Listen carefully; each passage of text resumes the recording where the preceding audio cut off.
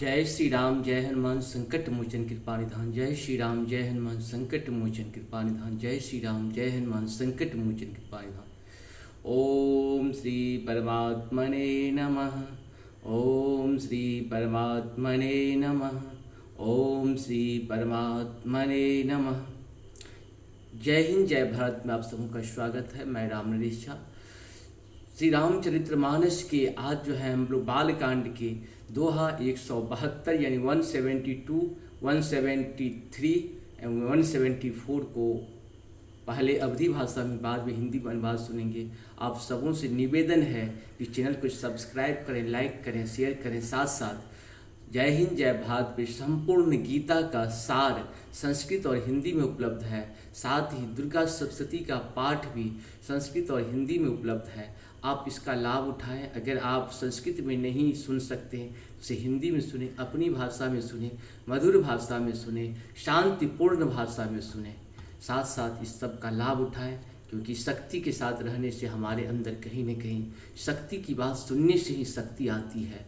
हम सभी जानते हैं कुछ मानसिक रोग होता है, कुछ शारीरिक रोग होता है, कुछ आर्थिक रोग होता है और निदान भी उसी प्रकार का होता है। कुछ हम लोग मन से बेचैन होते हैं, मन से भी शक्ति होती है, तन की शक्ति होती है और धन की शक्ति होती है।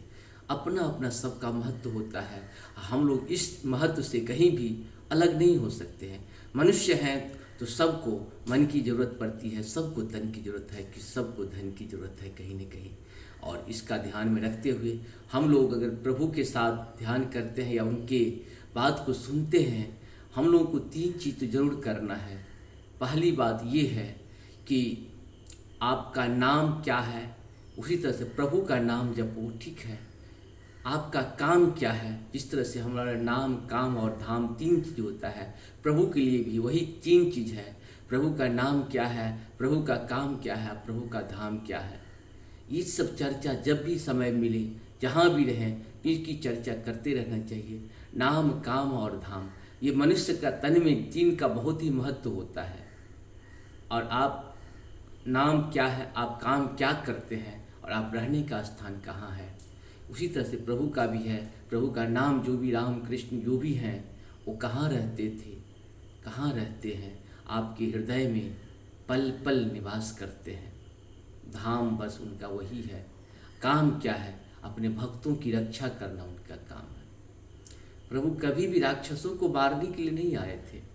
भगवान उसके लिए आए थे जो बरसों बरसों से, लाखों लाखों साल से प्रभु के लिए दर्शन की तपस्या कर रहे थे। भगवान जब भी आते हैं उन्हीं लोगों के लिए आते हैं। लेकिन होता है कि जब आप रास्ते पे जा रहे हैं, कोई रास्ते पे पत्थर है, उसको तो हटाना पड़ेगा। सुगम रास्ता करने के लिए आप लोग क्या करते हैं, रास्ते से पत्थर हटाते हैं। तो राक्षस तो भगवान के लिए सिर्फ एक पत्थर की भांति था। चल रहे थे रास्ते में, जहाँ जो पत्थर मिलते गए उसकी सफाई करते गए। भगवान जब भी यहाँ पे आते हैं अपने भक्तों के लिए आते हैं, जो उनको शानित बरसों बरसों की तपस्या के बाद भगवान उन्हें दर्शन देते हैं। चाहे अयोध्या की बात करें या फिर हम लोग मथुरा की बात करें, चाहे वृंदावन की बात करें, जहाँ भी प्रभु ने जन्म लिया है उन लोगों ने बहुत तपस्या की थी, तभी प्रभु ने जन्म लिया। और उन लोगों की तपस्या को कहीं न कहीं प्रभु पूर्ण किया। और प्रभु राम और कृष्ण इतने सुंदर थे, उनकी छवि को लोग निहार के ही जीवन का इतना सुख पाया है, जिसे हम और आप, हो सकता है कि हम और आप भी कहीं न कहीं उस युग में रहे होंगे, लेकिन हम लोगों को याददाश्त तो नहीं रहता है, क्योंकि यही चक्र चलते रहता है, घूमते रहता है। जो राम युग में है वही हो सकता है कृष्ण युग में भी आया हो, और अभी भी कलयुग में भी हो कहीं न कहीं। हमारे यहाँ योनि का भी देव योनि होता है, मनुष्य में भी देव योनि है, वो देवता की तरह अभी भी है। सत्ययुग हमेशा रहता है, द्वापर भी हमेशा रहेगा और कलयुग भी हमेशा रहेगा। उस समय भी, सतयुग में भी कलयुग कहीं न कहीं था, द्वापर था, त्रेता था, सभी युग था। और आज भी कहीं न कहीं सारे युग हैं। व्यक्ति तो व्यक्ति बहुत सारा चीज़ डिफरेंस करता। आप देखते हुए जीव में भी है तो वो गाय, लेकिन इतनी अच्छा स्वभाव है उसका, क्या है वो, उनकी देव योनि से उनका जन्म हुआ, या मानव योनि में था वो पहले, संजोग से उनके कुछ ऐसे कर्म हो गए जिस कारण वो जो है सो गाय बन गया, बहुत सारे जीव बन गया। थोड़ा देर के लिए हम लोग मधुमक्खी को ही मानते हैं। मधुमक्खी वो क्यों बना? उसका भी स्वभाव बहुत अच्छा किसी किसी मधुमक्खी का होता है। बहुत सारे शैतान होने के बाद वो बहुत गुणी होते हैं। उसका क्या कारण है? उसके पूर्व जन्म का बहुत सारा पुण्य अर्जन जो है, उसे जीव तो शरीर तो परिवर्तन कर लिया है, लेकिन उसकी आत्मा वही है। आत्मा के अनुकूल जो आत्मा में संग्रहित चीज होती है, उसका तो लाभ कहीं ना कहीं आप सबों को मिलेगा। लेकिन होता है क्या, हम लोग को याद नहीं रहता। हम लोग का जन्म भी जो मिला है वो पिछले जन्म के कर्म के आधार पे ही मिला है। इस जन्म में जो भी हम लोग कर्म कर रहे हैं, अगला जन्म हम लोग फिर निर्धारित होगा। जब हम कोई काम करते हैं तब हमारी सैलरी या जो कुछ भी है निर्धारित होती है। ठीक उसी प्रकार से प्रभु ने हमें जो भी शरीर दिया है, मन दिया है, तन दिया है या धन दिया है, उसका उपयोग हम कैसे करते हैं, किसके लिए करते हैं, मानवों के लिए करते हैं या दानवों के लिए करते हैं, इससे ही बहुत सारा चीज निर्णय होता है। लेकिन होता क्या है कि सारे काम तो प्रभु कहीं न कहीं आपको हाथ पकड़ के ही करवा देते हैं। जब प्रभु को आपसे अन्याय करवाना है तो अन्याय भी वही करवाते हैं और न्याय भी वही करवाते हैं।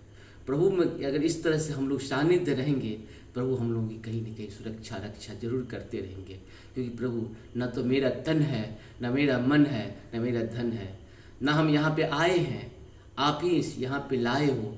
हमसे जो भी करवाना है आप करवाओ, हमसे नहीं भी करना चाहें आप भक्तल भगवान हो, आप तो सच्चिदानंद हो, धनवान हो, सब कुछ हो। प्रभु आप जैसा हमें चाहोगे वैसा हमें करवा सकते हो। क्योंकि आपके बिना हम तो काठ की पुतली के समान हैं। भले ही इस जीव के अंदर शरीर हो, मन हो, आत्मा हो और विचार भी सब कुछ हो, लेकिन हम वही करते हैं जो प्रभु का निर्देश होता है और प्रभु हमसे वही करवाते हैं जिस काम के लिए हमको यहाँ पे भेजा गया है। कभी कभी लोग कहता है कि हम ये काम नहीं किए, वो काम नहीं। कभी कभी आप भी सोचते होंगे कि आपने मोबाइल को चार्जिंग में लगाया लेकिन वो चार्ज नहीं हुआ, मतलब उसका स्विच देना बंद कर दिए।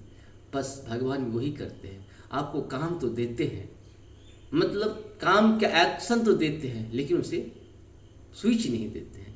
होता है कि काम आप प्रारंभ करते हैं, अगर वो मंजिल तक नहीं पहुंचा तो समझिए भगवान उसमें स्विच नहीं दिए, चार्ज नहीं हुआ। तो ये प्रभु का बहुत बड़ी कृपा है हम सबों के ऊपर, और आस्था विश्वास से ही सब कुछ संभव भी है।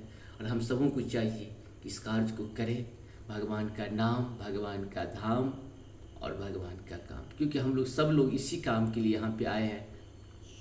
संगत से गुणजात है और संगत से गुणात। जब भी मौका मिले, जहाँ भी मौका मिले, सत्संग जरूर कर लीजिए। सत्संग क्या होता है? हमारे यहाँ सत्संग का बहुत महत्व है। सत्संग जो भगवान की चर्चा करे, भगवान के नाम की चर्चा करे, भगवान के धाम की चर्चा करे, भगवान के काम की चर्चा करे, वही सत्संग है। सत्य क्या है? जो अजय है, अविनाशी है, वही सत्य है। आप समझिए कि कितनी करोड़ों साल पहले राम का जन्म हुआ था, लेकिन अभी भी लोग क्यों जपते हैं? उनके त्याग के कारण, उनकी सत्य निष्ठा के कारण। सत्य कभी नष्ट नहीं हो सकता है। इसीलिए सत्य है तो सनातन है, सनातन है तो सत्य है। धर्म एक था, एक है और एक ही रहेगा। पंथ बहुत सारे हो सकते हैं। पंथ तो एक परिवार में 10-20, जिस तरह राजनीतिक पार्टी हुआ करती है किसी भी देश में, बहुत सारे देश में 100-100, 200, जैसे आपके भारत जैसे देश में हमको लगता है 1000 पार्टियाँ होगी। देखा जाए तो रजिस्टर्ड अगर देखा जाए तो 1000 से ज़्यादा पार्टियाँ होंगी। किसी को मौका नहीं मिलता है तो हम लोग नहीं जानते हैं, जिसको मौका मिल जाता है उसी को हम लोग जानते हैं।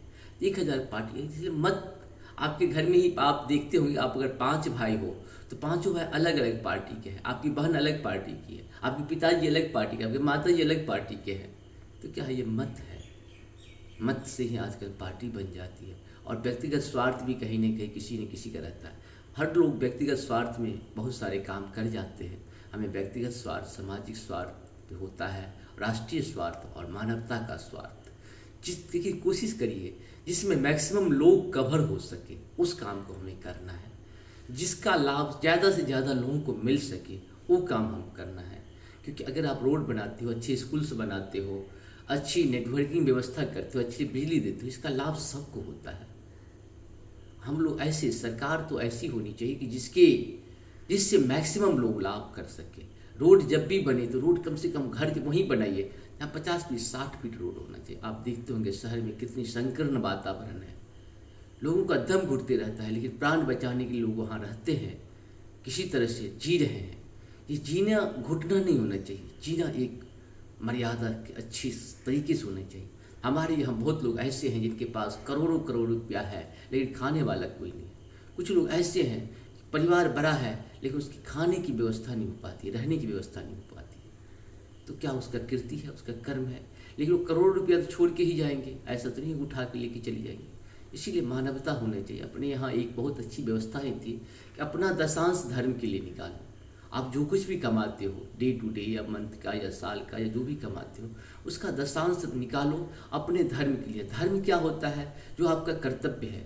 आप अपनी कर्तव्य को अच्छे से करो, आप अपने कर्म को अच्छे से करो, और उस कर्म पे जो भी खर्च हो आप वैसे लोगों की मदद करो जो नीडी हो, जिन्हें हम दे सकते हैं। होता है कि आपके देने से प्रभु आपको और देते हैं। जब तक आप कहीं दान नहीं करोगे तब तक आपका ऊपर से आने का तरीका, क्योंकि होता है हर चीज़ बंद रहता है, रास्ता निकलने का तो कहीं ना कहीं होना चाहिए। लेकिन हमारे यहाँ क्या है कि सारे सिस्टम, देने वाले सारे सिस्टम बंद कर दो, लेने वाले सारे सिस्टम खोलो, कब तक रहेगा? वो भर जाएगा ना। एक धारा की एक सीमा होती है, एक समुद्र का भी, जबकि समुद्र को जो अथाह कहा गया समुद्र, लेकिन उसमें भी जब ज़्यादा हो जाता है तो ऊपर की ओर उठने लगते हैं, उससे पृथ्वी को डूबने की संभावना होती है। इसीलिए घड़ा की तरह ही है, आप सिर्फ डालने का काम नहीं करो, उसे निकालने का भी काम करो, तभी जाकर के ये सही भी होगा और शुद्ध भी होगा। जब तक इसमें से निकलेगा नहीं तब तक शुद्ध धन तभी शुद्ध होता है जब दान के लिए, धर्म के लिए निकाला जाता है, सब्सक्रिप्शन के लिए निकाला जाता है। आप सभी जानते हैं कि धर्म जो है क्या है, जो आपका कर्तव्य है वही आपका धर्म है। कर्तव्य क्या है? कुछ हमारे मन का कर्तव्य होता है, कुछ मेरे तन का कर्तव्य होता है, कुछ मेरे धन का कर्तव्य होता है। ठीक उसी प्रकार से कुछ आपकी व्यक्तिगत कर्तव्य है, कुछ आपकी पारिवारिक कर्तव्य है, कुछ सामाजिक कर्तव्य है, कुछ संगी संबंधी का कर्तव्य है, कुछ आपका राष्ट्रीय कर्तव्य है और कुछ मानवता के लिए कर्तव्य है। कर्तव्य का भी अगर बोलने लगेंगे तो लिस्ट बन जाएगी, बहुत सारा लिस्ट बनेगी। हम लोग कहीं न कहीं कोशिश करें कि हमसे कोई अन्याय नहीं हो, न्यायपूर्ण काम करने का प्रयास करें। हम सबों को जीवन प्रभु ने बहुत मुश्किल से, बहुत तन्मयता के साथ हमें पृथ्वी पर उतारे हैं कि हम एक पृथ्वी को सुंदर, सुशील, सुदृढ़ और संपन्न बनाएं। उसमें एक दूसरे के प्रति जिम्मेदारी को निभाएं, कर्तव्य को निभाएं, दुश्मनी को कम से कम करें। इसका प्रयास दोनों तरफ से होना चाहिए।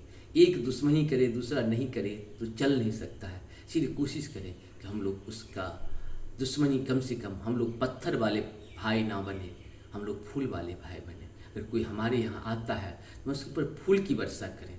वो तो मेरी सम्मान की बात है कि हमारे रोड से कुछ लोग जा रहे हैं धर्म के कार्य में। ये हमारा सौभाग्य है, हमें इस सौभाग्य को प्राप्त करना चाहिए और अपने घर पे फूलों की वर्षा करनी चाहिए। लेकिन होता है कि पत्थर चलाने वाले कौन है? वही छोटे छोटे बालक होते हैं, उन्हें अज्ञानता होती है, और उसे ज्ञान देने वाले कौन है? हमें उसको नष्ट करना पड़ेगा।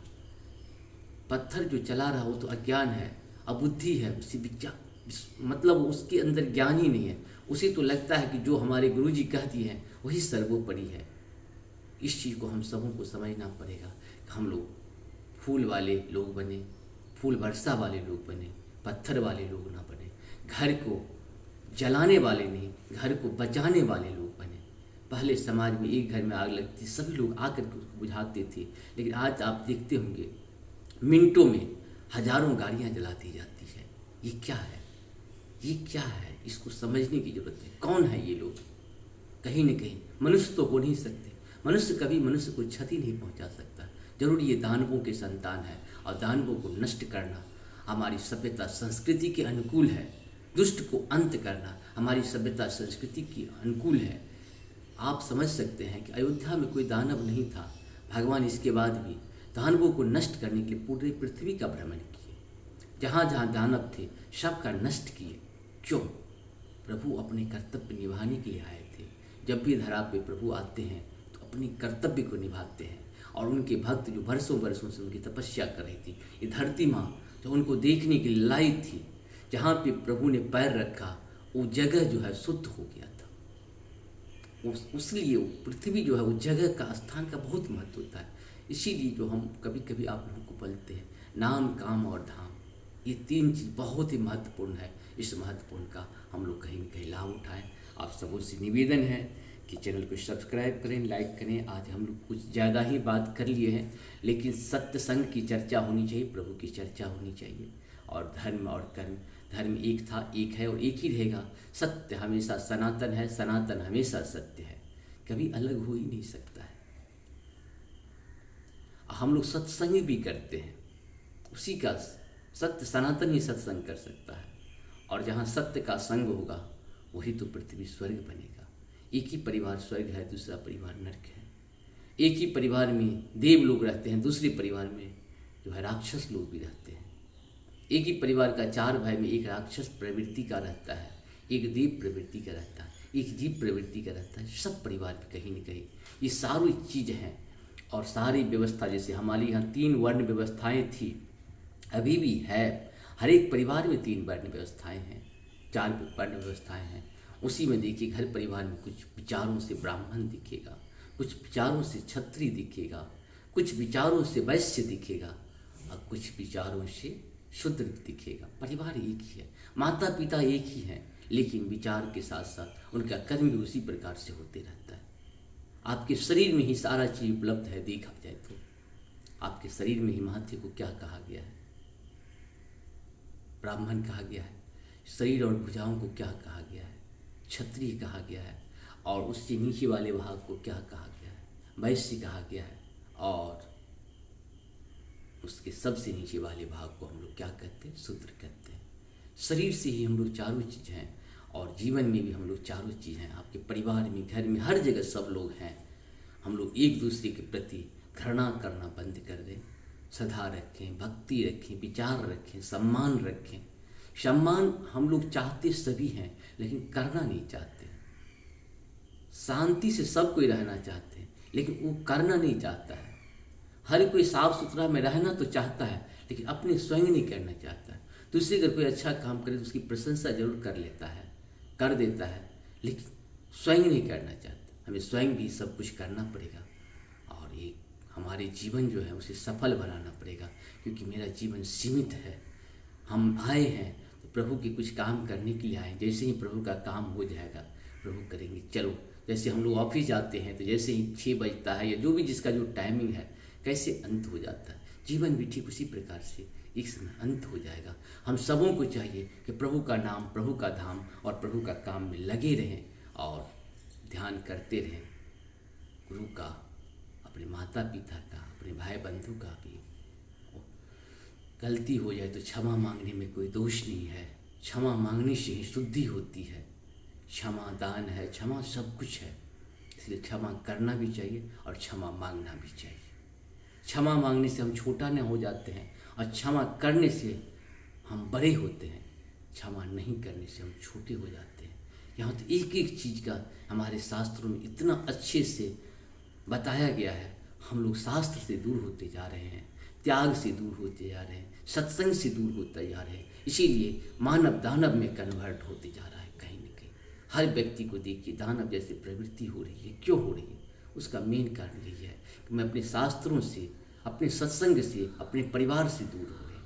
हम सबों को चाहिए अपने परिवार, अपने शास्त्र, अपने सत्संग, अपने जितने भी संबंधी हैं उन सब से मधुर संबंध बना के रखें।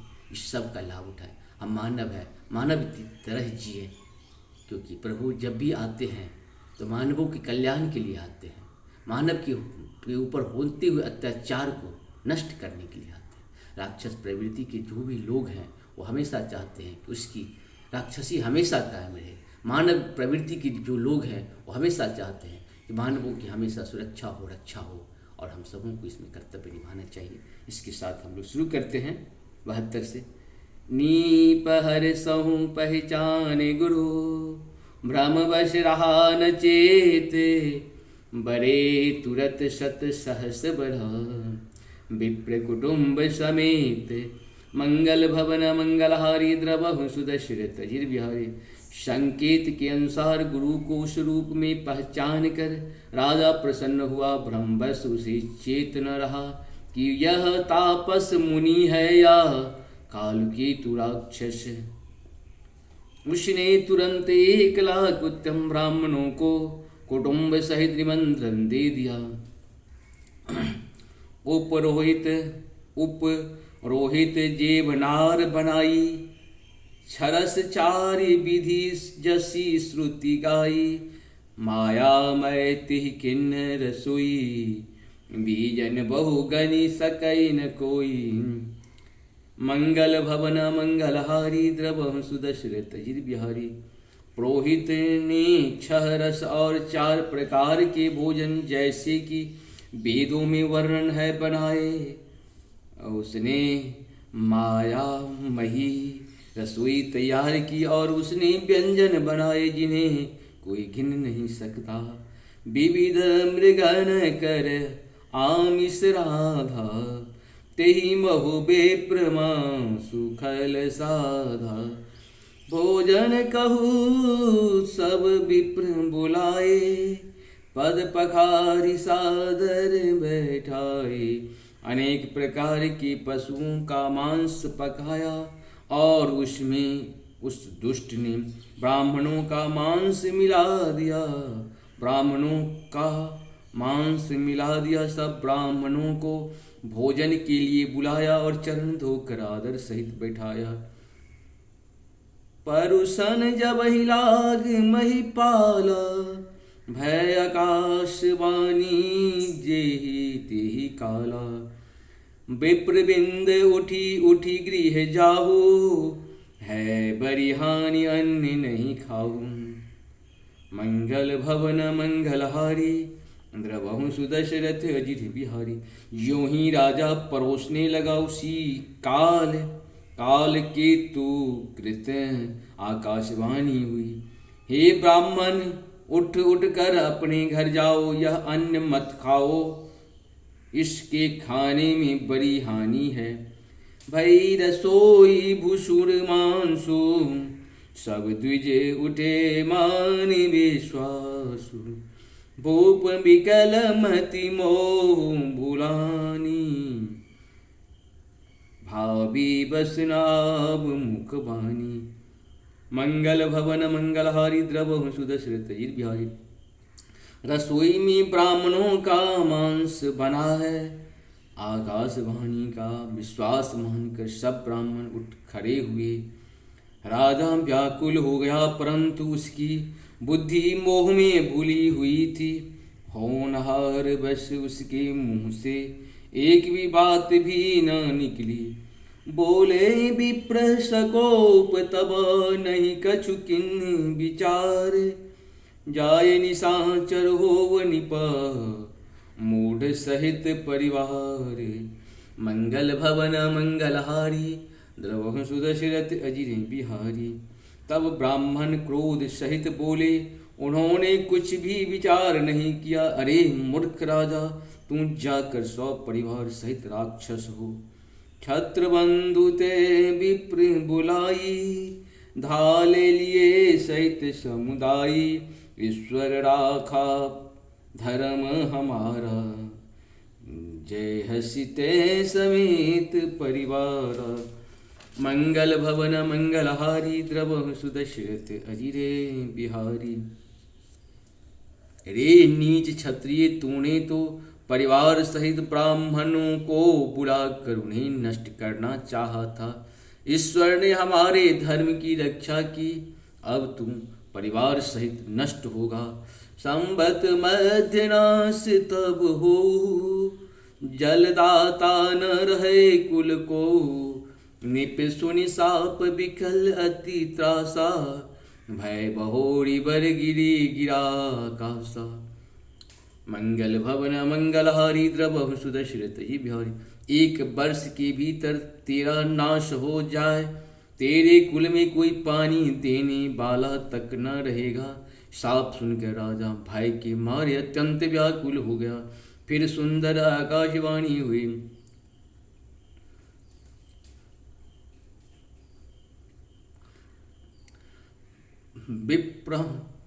विप्रहु श्राप विचार न दिन्हा, नहीं अपराध भूप कछु किन्हा। चकित विप्र सब सुनी नभ बानी, भूप भयहु जय भोजन खानी। मंगल भवन मंगलहारी द्रवहु सुदश्रित विहारी। हे ब्राह्मणों, तुमने विचार कर श्राप नहीं दिया, राजा ने कुछ भी अपराध नहीं किया। आकाशवाणी सुनकर सब ब्राह्मण चकित हो गए।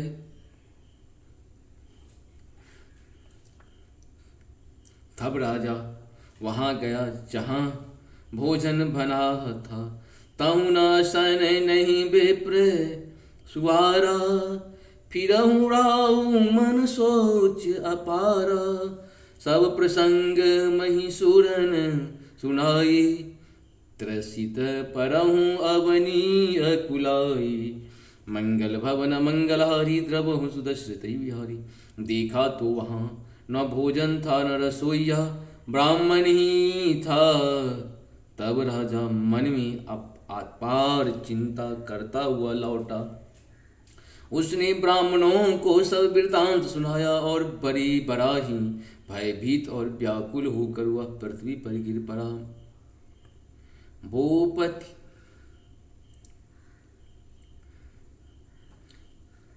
भूपति भावी मिटे नहीं, यद्यपि न दूषण तोड़े, किए अन्यथा होए नहीं। विप्र श्राप अति घोर, मंगल भवन मंगलहारी द्रवहु सुदश्रित अजिर बिहारी। हे राजन, यद्यपि तुम्हारा दोष नहीं है, तो भी होनहार नहीं मिटता। ब्राह्मणों का श्राप बहुत ही भयानक होता है, यह किसी तरह भी टल नहीं सकता। अस कही सब महिदेव सिधाए, समाचार पुर लोगन पाए। सोचहि दूषण देवहि देही, बिरचत हंस काग कियते ही। ऐसा कहकर सब ब्राह्मण चले गए। नगरवासियों ने जब यह समाचार पाया तो वे चिंता करने और विधाता को दोष देने लगे, जिसने हंस बनाते बनाते कौवा कर दिया। ऐसा पुण्यात्मा राजा को देवता बनाना चाहिए था, सो राक्षस बना दिया। उपरोहित ही भवन पहुँचाई, असुर ताप सही खबरी जनाई। तेहि खल जहु तहु पत्र पठाए, सजी सजी सेन भूप सब धाये। पुरोहितों को उसने उनके घर पहुंचाकर पुरोहितों को उसके घर पहुंचाकर असुर कालकेतु ने कपटी तपस्वी को खबर दी। उस दुष्ट ने जहां तहां पत्र भेजे, जिससे सब बैरी राजा सेना सजा कर चढ़ या दौड़ी। घेरनी नगर निशान बजाई, विविध भांति नित होए लड़ाई। जूझे सकल सुभट करी करनी, बंधु समेत परऊ निप धरनी। मंगल भवन मंगलहारी द्रवहु सुदश्रित विहारी। और उन्होंने डंका बजाकर नगर को घेर लिया। नित्य प्रति अनेक प्रकार से लड़ाई होने लगी। प्रताप भानु के सब योद्धा सूरवीर की करनी करके रण में जूझ मरे। राजा की भाई सहित खेत रहा। सत्य के हेतु कुल को नहीं बाचा, विप्र श्राप किम होए असाचा। रिपूजित सब निप नगर बसाई, निजपुर गवन जय जसु पाई। मंगल भवन मंगलहारी द्रवहु सुदश्रित विहारी। सत्य केतु के कुल में कोई नहीं बचा। ब्राह्मणों का श्राप झूठा कैसे हो सकता था। शत्रु को जीतकर नगर को फिर से बसाकर सब राजा विजय और यश पाकर अपने अपने नगर को चले गए। इस प्रकार से हम लोग का ये पूर्ण हुआ। श्री रामचरितमानस का ये पाठ हम सबों को बार बार करना चाहिए, हमेशा सुनना चाहिए। सुनते सुनते ही प्रभु का ध्यान होते रहता है, क्योंकि हम लोग पहली बार अगर कोई चीज़ सुनते हैं तो ऊपर से निकल जाता है, दूसरी बार सुनते हैं तो थोड़ा सा समझ में आता है। जितनी बार सुनेंगे उतना बार अच्छी अनुभव